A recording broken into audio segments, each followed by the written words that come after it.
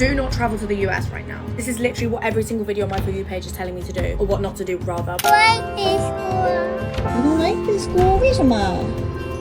I like the China school. International tourism to the United States is plummeting.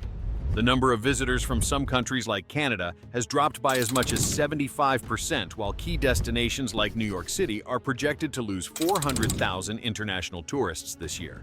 California is also expecting a 9% decline in foreign visitors.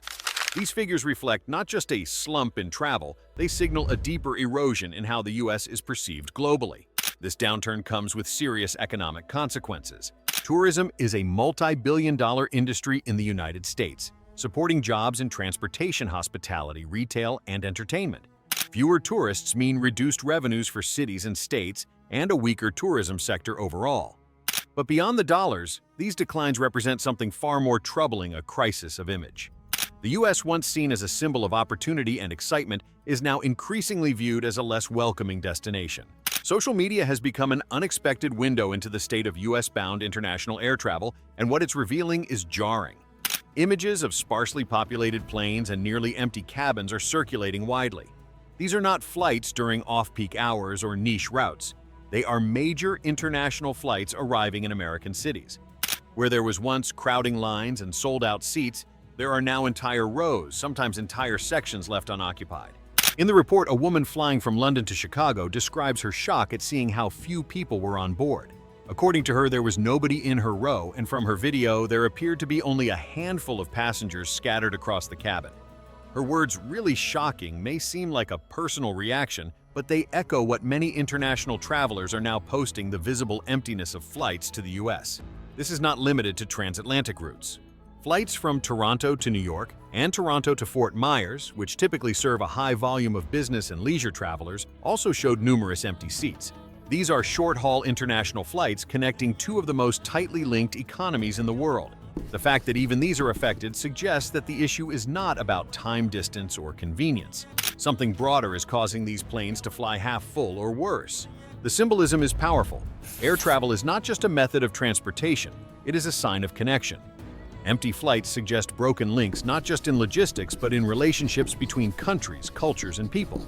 If these flights remain underbooked, the impact will extend beyond airlines to every sector that depends on cross-border movement: hotels, restaurants, attractions, tour operators, and more. And these empty seats are not just lost dollars. They're also lost opportunities for exchange, friendship, learning, and partnership. When people stop traveling to a place, they stop investing in it emotionally as well. For the U.S., that could mean not just an economic gap, but a growing distance between itself and the global community. The empty flights, while visually dramatic, are just one expression of a deeper and more systematic problem. The numbers reported in the broadcast confirm that what we're seeing is not isolated. It's a trend, and a steep one. According to CBS travel editor Peter Greenberg, the number of Europeans visiting the U.S. has dropped by as much as 42%, depending on the country. That's nearly half of the market gone within a single year. Such a decline from a key region, Europe, traditionally one of the most active inbound markets for U.S. tourism, raises serious concerns. This is not just a fluctuation due to inflation or seasonal shifts. This points to a growing reluctance among European travelers to engage with the U.S. as a destination. What makes the situation even more concerning is that it's not just distant travelers opting out. Canadians, America's neighbors to the north, have reduced travel to the U.S. by as much as 75%, according to the same source. That figure is striking. Canada has historically shared one of the strongest bilateral travel relationships with the U.S. thanks to proximity, shared language in part, and economic integration. A 75% drop means that even those who used to travel most frequently, those for whom the barriers are lowest, are now hesitating or staying home altogether. It's worth noting how significant these two markets are. European tourists typically stay longer and spend more than domestic tourists. Canadians make up a massive volume of cross-border traffic and are often repeat travelers. Losing either of these groups creates a gap that domestic travel alone cannot fill. Furthermore, such declines affect not only hotels and airlines, but also small businesses, cafes, independent retailers, cultural venues, and city services, all of which benefit when international travelers bring in outside capital. The ripple effect is vast and potentially long-lasting if the trend is not reversed. These are not just numbers, they are early warning signs of deeper changes. International tourism functions not just as economic fuel, but as a soft indicator of a country's openness, relevance, and trustworthiness. If people are choosing not to come, it's a sign that something about the US has shifted in the world's imagination. The reasons for this dramatic decline are multifaceted, but the video highlights two major drivers: economic policy and perception. First, tariff policies and trade tensions, especially those introduced during the Trump administration, have played a significant role. According to the report, the imposition of higher tariffs and more protectionist measures has affected not only economic relationships, but also sentiment. While these policies are often discussed in the context of goods and services, they have side effects on tourism as well. Travelers are part of international goodwill. When trade relationships deteriorate, travel often follows suit. Second, the video points to negative sentiment toward the US as a growing problem. Though it doesn't dive into all the specific causes, this phrase carries weight. It reflects a general unease, perhaps, with political rhetoric, public safety concerns, treatment of foreigners, or the broader tone of American engagement with the world. Travelers today do not make choices based on brochures alone. Social values, international relations, and perceptions of friendliness and safety are critical. If a destination is seen as unwelcoming, overly aggressive in policy, or culturally inhospitable, people will think twice, especially when other options exist. This is not just speculation. The numbers show that even among Canadians, people who share a border and many cultural references with the US interest is down sharply. This suggests that what's happening isn't just logistical, it's emotional. Visitors aren't just avoiding inconvenience, they're avoiding discomfort or distrust. And the danger here is that perception lingers longer than fact. It takes years to build an image of warmth and openness. It takes one administration, one incident, or one viral post to erode that image. Restoring it requires deliberate, sustained effort. Despite the overall decline, there is still some evidence that America hasn't entirely lost its shine. Toward the end of the video, a small group of tourists from France is shown visiting New York. While we don't hear their full dialogue, they express positive feelings and enjoyment of their trip. This scene, brief as it is, serves as a quiet reminder that not all goodwill is gone. The cultural allure of America, the city's music, food, history, and natural beauty still appeals to many around the world. For some travelers, particularly those with a long-standing fascination with the US, the draw remains strong enough to overcome hesitation. And that matters. Even as broad perceptions shift, individual experiences still have power.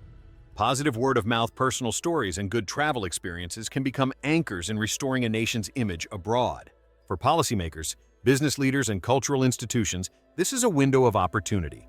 Instead of simply mourning the loss of travelers, the US can re-engage the world by investing in relationships through diplomacy, international events, visa policy reform, and cultural exchange. The fact that some people are still coming isn't just a footnote, it's a foothold. The question is whether America will recognize it and act before that foothold slips away. What we're witnessing in the form of declining international arrivals and half-empty planes isn't just a downturn in a single industry. It's a symptom of something far more consequential, a shift in how the United States is viewed around the world. Tourism may be one of the first indicators to respond to global sentiment, but it's certainly not the last. It is in essence a diagnostic tool for national reputation. When people stop visiting a country, they don't just stop spending there. They stop engaging with its culture. They stop forming personal connections. They stop recommending it to friends and family. Over time, the absence of travelers becomes an absence of advocates. People who once came, saw, and spoke positively about their experience. This is the real risk for the US moving forward, a quiet erosion of global goodwill. While media headlines and political leaders focus on the economy, defense, or technology soft power, the kind built through personal interactions, cultural immersion, and hospitality is silently slipping away. And it will take more than marketing slogans or travel deals to get it back.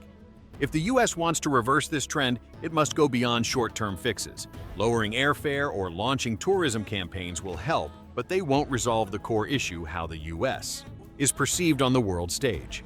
Perception is built through policy, through tone, through consistency, through showing that visitors are not only welcomed, but respected and understood. Rebuilding that perception requires leadership not just at the federal level, but also within states, cities, and industries. It requires partnerships between governments and private enterprises. It demands careful attention to visa policies, border treatment, and the messages being sent in both official and unofficial ways. Most importantly, it requires empathy. People travel when they feel safe, included, and curious. They return when they feel seen and valued. The empty seats on transatlantic flights are more than a temporary slump. They're a warning. The question now is whether America will respond with defensiveness or with openness. Whether it will try to restore its standing as not just a destination, but an idea worth traveling for. Because in a world where travelers have choices, being seen as powerful isn't enough. To draw the world in, you have to be wanted.